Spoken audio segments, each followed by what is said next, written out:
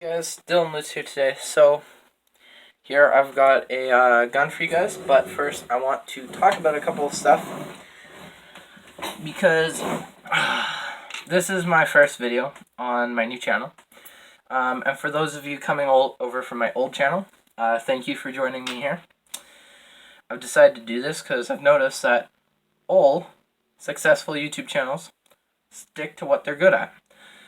So, for example, any YouTuber that you've ever watched that is somewhat popular basically has just one stream of content, if that's gaming or making something or doing something. They're just mainly doing that. So I've decided to split my channels so that I have higher odds of attracting the audience that cares about the stuff that I'm putting out. So today I've got for you the M13 from Modern Warfare, and in real life it is the SIG MCX, which is the rifle variant of the, can't think of it, it's gonna come up here somewhere. Oh yes, the MPX. Basically Valkyrie's gun from Rainbow Six Siege, if you guys have ever played that. But this is the rifle variant. So this has got a couple of cool things, which I think you guys will love. So guess let's start with the barrel. So I've used my standard flash hider for this. Standard flash hider, very simple. It's got a quick detached barrel, so you can see the barrel there. And I can grab my suppressor, which is just this, and slide it into the gun. Boom, that would be it suppressed. Then you can just grab it, pull it out, switch out the barrels, and done, just like that. I'm going to put it off to the side again. The front sight uses a tire and a 1x1 wedged in between two studs. And then the plates that switch the angles on both sides to create this, and then a little spinny thing with a round thing on the end. Very nice sight. The rear sight, because we're talking about sights, basically the same, but it's just this dude, the one that's studs on the bottom and then two Technic holes. And I don't know if I can line it up because the stock is pretty beefy, but there you go. That is your sight picture. So yeah, pretty nice. Moving down the grip, you have the serrations. You've got the two bigger ones, which is on the real model, except they go up instead of bigger to the side. I mean, they're bigger to the side, but they mainly go up. And then all of the serrations on the bottom, which are completely hollow, which actually lightens up the gun quite a bit. But the gun is still very heavy, and when you've got the stock extended, it is one of the biggest guns I've made so far. So, moving on, I'm going to break off the forward assist. Yeah, let's just keep it off for now. So, moving on, you've got the rail on the bottom here. Pretty basic. Just uses studs. I'm just going to grab the other stuff and put it on the table there. So, you got a stubby grip, which you can put on very simply. And then, usually you hold it over. I don't know if I can get a good view of this for you guys, but you would hold it under like this. Then I like to wrap my hands around this. Gives you a really nice feeling of the gun. This is really hard to angle up properly, or you could hold it like a grip, but it's there. So, moving on. You would normally have your two pinholes here to hold on the handguard. I've just got one. This is for the quick change spring system, which is very useful. I've got teardown pin here and here. This one's usually moved down a little bit more, and yeah. It has an ambidextrous mag release. Mine does not work, but basically it's a swivel with a pin here. So it swivels here, like that. So you can put your finger here and swivel it like that, or you can push a pin here, which will swivel it out like that. Like that. Mine doesn't have it. It is just the one-sided. Very simple, easy to use. The mag, it's a notch at the top, or a slope at the top and a notch to hold the mags. It does lock them in very well. And yeah, then you have your bolt release, which is also ambidextrous. So this piece right here is a shutoff. So if you don't want the bolt release to work, you can just put that in. That's not on the real gun, but I decided to put it on my model because I really like that feature. So basically this is how it would work. When you pull the charging handle back, it would lock. But because it's there, it won't. You can use the other side to lock it in right now. But if you had it off, it would push in and then it would lock. And then this side, you can just, the bolt's back, just flip it up. And then, yeah, pretty simple. Moving on, you have a fire selector here, which, yeah, I don't know if you heard that, but charging the gun, gun's too big, put it this way, so charging it, and then put it really close so you guys can hear it, just like that. And then if you charge it and then put on the safety, nothing at all, and then you flip it over, and it fires. So yeah. Moving back, you have the charging handle, very simple. Folding, or not, the adjustable stock, which has one position there, another one there, then another one there, the final one there, and then you can just pull it off. Uses a latch there. And quickly, before we do this, I'm going to talk about the other side of the gun quick. Have a brass ejector right here, MB bolt catch. Then you should have your forward assist here, but right here, but because it's only held on by two studs, it likes to break off a lot. Ambidextrous safety, mag release, 2 pins for the trigger, only one really works, and then this is just to hold the band for the hammer. So my favorite part of this is the teardown. So first of all, you'd start by just taking that off, and then take off the stock so that it's easier to work with. And I'm going to put the stock on my bed, and I'm going to sit down for this. So, take out your mag, standard procedure. You would check if the gun is clear. It is. So now, the teardown. Probably the best part of this. Flip it over to the right side where the ejection port is, and these 2 pins you want to remove. Just the ends of them. It's just those. Put them off to the side, and then if we flip it over, one already fell out, you can push the pins through. And then, because I had a lot of problems with when I did that, the gun would just like lump over the upper because it was heavy. I put 4 studs in the rear here and then 2 right here just to make sure that this is aligned here and that it stays connected back here so it doesn't, trying to prove a point, when you have them together, it doesn't move back and forth at all. On my last model, I just had the pins and it was moving back and forth within the Technic pins. So using the studs actually helps keep it together. So I put my upper off to the side. So here's the lower.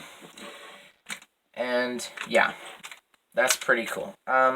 So this isn't like an actual gun because basically it's just the trigger has a hook at the top right here, just like that. And then you have the hammer, which comes down, moves the trigger off to the side, and the trigger latches in here. And when you pull the trigger, it just lets it go forwards.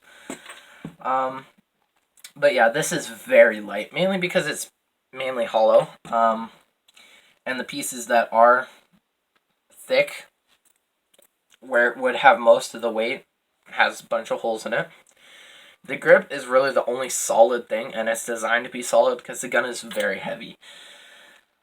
So you can see the mag release there. Yeah, you can see the hammer. I'm just gonna make sure you guys got a good view of this. And then the hammer. And then so the bolt sits here. I'll grab this to show you. So imagine this is our bolt. It sits here when it's forwards so that these two can't go in. But when you pull it back, it sits behind these two right here. It will sit right here. And so you can push them in, which will catch the bolt. And because I didn't want both of these to be on the same level so that if you put on both of them, you'd have to click both of them, I wanted some sort of like way to know that only one is engaged.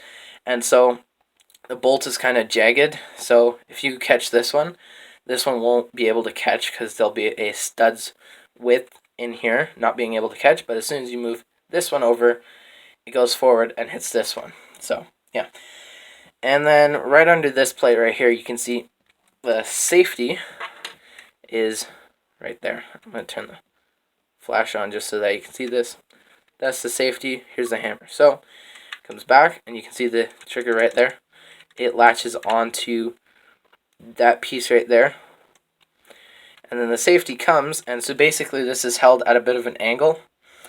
And because the head of it is flat, basically, so it's coming up at a bit of an angle, and this piece is flat, this. So it wants to come, and when it swivels in, it moves the bolt down, which disconnects the trigger. Because if you notice, it's at a bit of an angle, and as soon as I engage the safety, it moves down a little bit. That's how that works.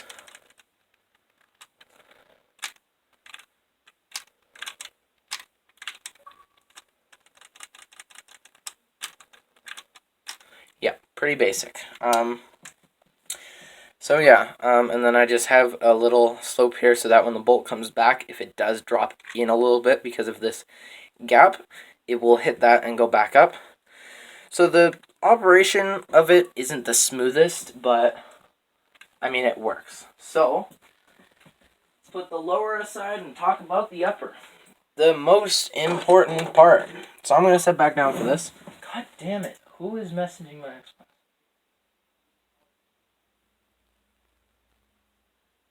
Okay. If it goes off one more time, I'm muting my TV. So you see the bolt here, and you can see that jagged edge there, and then the rubber bands. So God fucking damn it. Why can't I just make a video with no distractions? Like, seriously. So, anyways, you have the barrel, which just comes out and it clips in with a stud, and there's another one back there. I should probably turn off my flash, but I just want you guys to see that. Anything else that I can show? No, I don't think so. Okay, flash off. So, now, as you can see, when the bolt comes back, there's nothing there. Like, nothing comes out. And then if you take a pin and you just push it right in here and push it through and pop out this one, then when you pull the bolt out, you'll get this rail.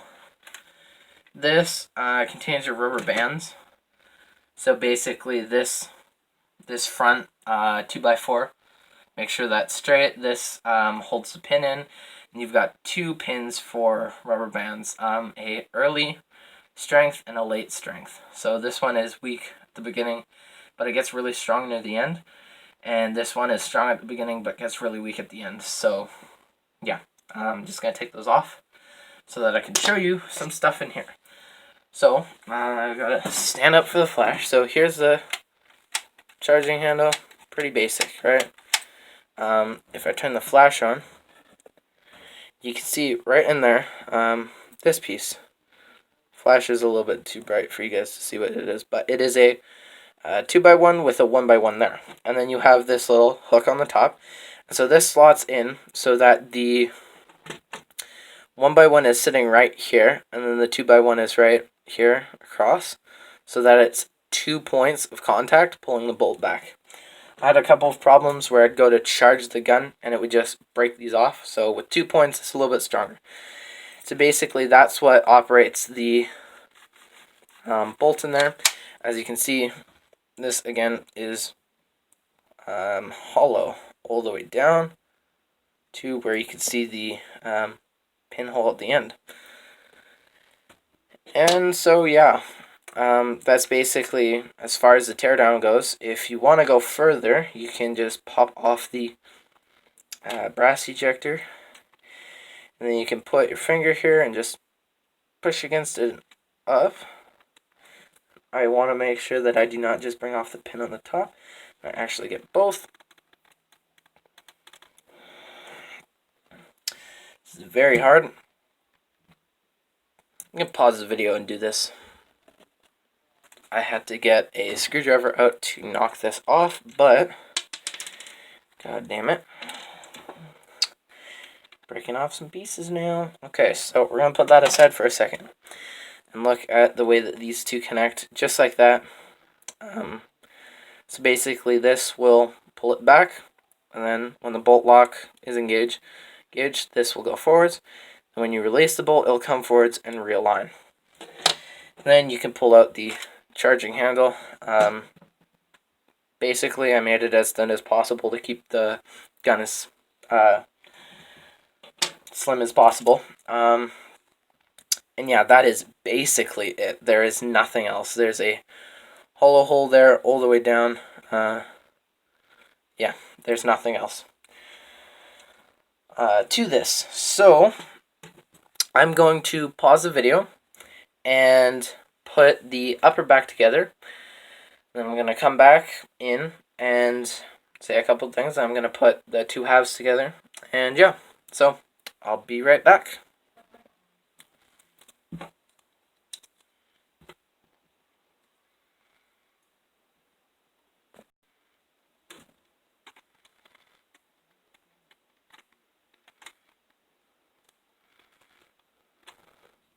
Fucking ass cheeks.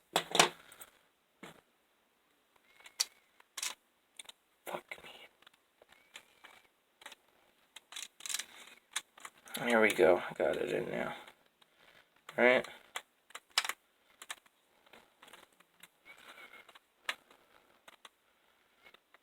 Yes. Okay, so there we go. The upper is assembled. Now grab the lower and line them up. Press it in. Make sure that the bolt is not at an angle, because it will not go in properly. It is. Push back. Lift it up. There we go. And now push a pin through and cap it off. Push another pin through the front, the last one. Then cap it off. Put your forward assist on. Okay, grab your stock. Put your stock on. There we go. And then put a mag in.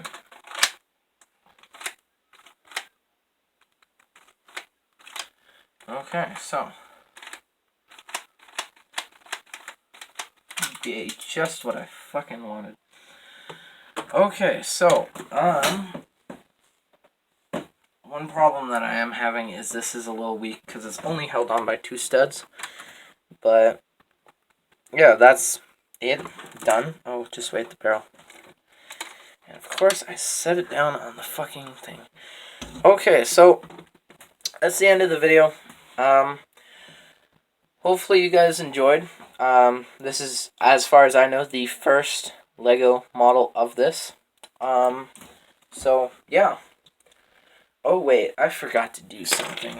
Let me just send you off with what you should have seen.